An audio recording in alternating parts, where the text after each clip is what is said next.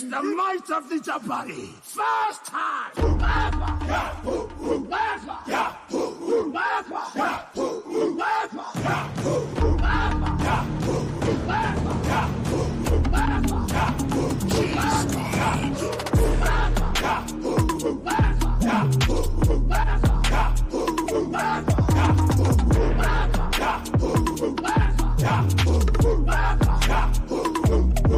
Jabari.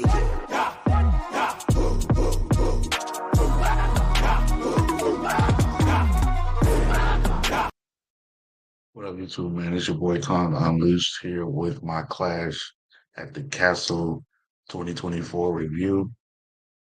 We're gonna get right into it, man. Overall, the show was a good show. I would give it an A overall. There were some parts that I didn't like, but we're gonna get into that um, soon. So, again, Clash of the Castle was in Scotland, Glasgow, Scotland, yesterday. I think it was about 1 o'clock our time. I'm not sure what time it was over there, but let's go over the matches. Um, you had you had Bianca Belair and Jade Cargill in a triple threat match with Alba Fire, Shayna Baszler, Zoe Starks, and Albie Fire. Let's get into that match. I didn't like it. Of course, probably by now you probably know that Jade Cargill and Bianca Belair dropped the belt,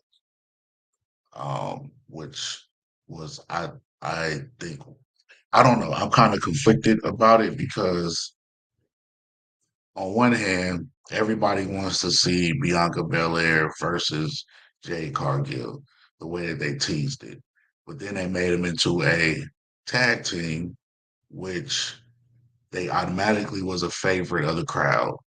And now you want to take the belts away from them. Not even what 6 months after they won the championship. I will give that match a. It was a good match. Let's get that out the way. It was a good match. A lot of back and forth, high spots. Wasn't really sloppy at all. You know, Zoe Starks and Shayna Baszler show that they are some beasts. You know, I'm not a big fan of Alba Fire and Isla Dawn. They just something about them I just don't like. You know what I mean? And it's cool if you might feel differently, but that's just my opinion. You know. Then we're going to go into Cody Rhodes versus AJ Styles in the I Quit match. Now, this was the match that kicked off the pay per view. I thought this would have been the last match that ended the ended the show, and it was a good match. It was a good match. Cody come out, the crowd singing the song way after the song is done playing. The they were just hype, man. They were just hype. You know, a lot of, like I said, a lot of back and forth. AJ Styles came out strong. You know, taking it to Cody. Even made him bleed. Even made him bleed, man. So it was one of them bloody matches, which, like I said, was a great match, man. It was a great match. The There was a lot of stuff used in the match. They fought backstage. They fought almost in the crowd. They brought out tables. They used the announce table. There was handcuffs involved. Great match, man. Great match, man. I can't complain about that one. I will give that one an A minus. Um, great match, man. One of the best matches I've seen lately. The way that they work together is awesome, man. It's freaking awesome. It really is. Man. Oh man, let's see. Let's go into Bailey versus Piper Nivens for the World Championship. Now, every match had a champion was a championship match, so um, I think they do that every Clash of the at the Castle, but I know they definitely do it at Clash of Champions where every belt is on the line. The match was okay. I'm really not a big fan of Piper Niven's. Bailey, I like sometimes. Sometimes I like her better as a face really than a heel. And right now she's a face, so I'm not gonna complain. Match was all right. It wasn't really, too much to, it's just it wasn't, I give it a B out of A, you know what I'm saying? There was a lot of, interference from Chelsea Green, you know, I will say coming out, man, on Niven's face when she was coming in the ring, you can feel like the emotion on her face because that's like her hometown, and that she, was raised in. So, just the fact of being there, with your home city, everybody's cheering for you. I'm pretty sure it was emotional. You know what I mean? Chelsea Green, her antics got her, I think, got her ejected from the ring. Uh, Bailey did land like there was a part in the match where Bailey landed on her tailbone instead of the back, doing like a suplex. Kind of looked like it could have hurt or it did hurt. You know, yeah, but I mean that's the only really notable thing about the match. It I give it a B. Like I said, I give it a B. It wasn't horrible, but it wasn't like that good neither. Uh, it doesn't like yeah, a B. It doesn't deserve anything less than me. You know what I mean? So now we're going to get into Sami Zayn versus Chad Gable for the Intercontinental Championship. First off, I'm going to give this match a B plus. You know what I mean? Uh, some of the notable moments from the match was like when Sami Zayn came out, the crowd went crazy. The crowd went absolutely crazy. He has one of the best, not the best, but one of the best entrances right now, where entrance music is really starting to lack, and like no thought is put into it. They just making these intros and just giving them out. It probably and some of them don't even fit the wrestler's personality, in my opinion. You know what I mean?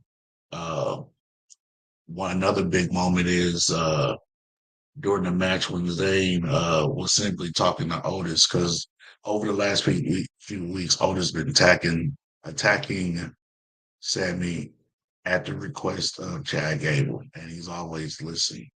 And you can tell like during this match he was conflicted more so than before, and I actually thought that he was going to go turn on Sammy and listen to what Chad is saying, which I'm glad that it didn't happen that way. You know what I mean? I'm glad that he that finally stood up. He didn't get physical with Chad. He just didn't listen. Maxine Dupree, she was around ringside, and somehow she hurt her leg. And then instead of Otis hitting Sammy, he went and picked up Maxine, carried her to the back. Um, Chad is upset, walking to the corner, and then as soon as he turned around, Sami Zayn hits him with the Halua kick. I don't know. Well, he didn't see it coming. Then you got one, two, three. The match is over, man. Uh, like I said, I'll give it a B. Yeah, I'll give it a B. Yeah, it wasn't, like I said, it wasn't that bad, but it wasn't that good neither. And it wasn't that long of a pay-per-view neither, man. It was, I think, 6 matches. I think a little bit over 2 hours pay-per-view it was. Usually, most pay-per-views last a little bit longer than that, but this one was rather short. You know what I mean? So it was good storylines leading up to Clash at the Castle. There was, but I'm just hoping that they didn't throw these matches together. But there was like good storyline throughout, you know, leading up to the pay-per-view. Going to get into the last match. That was Damian Priest versus Drew McIntyre, where some people are calling it the Glasgow screw job. If you know anything about that, then you know about the screw job that was played back in Bret Hart in Canada. If you don't know, then just research it. You know, type in Montreal screw job, and you'll understand what I'm getting, man. So Drew comes out to an amazing entrance, man, amazing entrance, and it was an orchestra, you know, playing Scotland or Brave because, of course, Drew McIntyre is from Scotland, so not too far from Glasgow, you know, but still Scotland, wasn't it? You know, Priest had his usual entrance, which is a good entry, and it fits him and his faction, the Judgment Day. So that's one of the entrances I cannot complain about. But Drew McIntyre's was crazy. He had a whole orchestra out there. Um, these are two big powerhouses, man. Big powerhouses. I mean, so it was a evenly matched throughout the whole match. Um, this was a very physical match. Very physical, man. There were some big moments. The crowd was invested. You know what I mean? It got better towards the end of the match, man. You know, McIntyre, you know, he had the match in hand. You know, the conclusion of the match was the referee got hurt outside the ring, and Drew goes and uh, pins Damian Priest, and the what happened?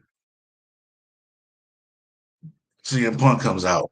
So he goes to cover what's name. CM Punk comes out and he goes to count 1, 2, and then he just said two. And that was a distraction, you know what I mean? And then Priest was able to hit him with the South of Heaven. And you got 1, 2, 3. Damian Priest wins, but it was like I predicted it. I said if Drew McIntyre loses, it's going to be because of CM Punk. And you almost could be assured that that was going to happen if you've been following the story, you know, leading up to Clash at the Castle.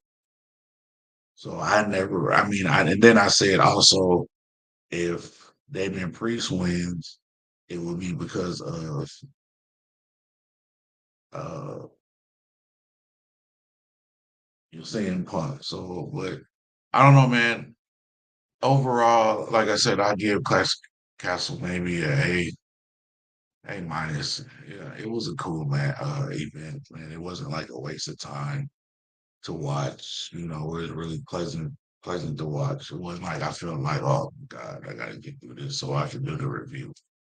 But nah, it wasn't like that, man. But if you did check out Clash at the Castle, man, and you have a different opinion, man, drop it down in the comments. You know, make sure you like, share, you know what I mean? Help out your boy. But other than that, man, we are getting up out of here. I know sometimes my reviews are a little bit longer, but this go around, man, like I said, it was a short pay per view. Um, Stay tuned, man. I got some other stuff coming up soon, some other reviews. Check out my past reviews. We gonna get into this. We gonna discuss this Loaded Lux versus Rum Nitty in a more in-depth uh review. I got my boy coming, my frat brother. He is gonna help me with that one, man. We gonna chop it up, man. So hopefully we can get that in pretty soon. But stay on the lookout, man. It's your boy Kong, and I am out.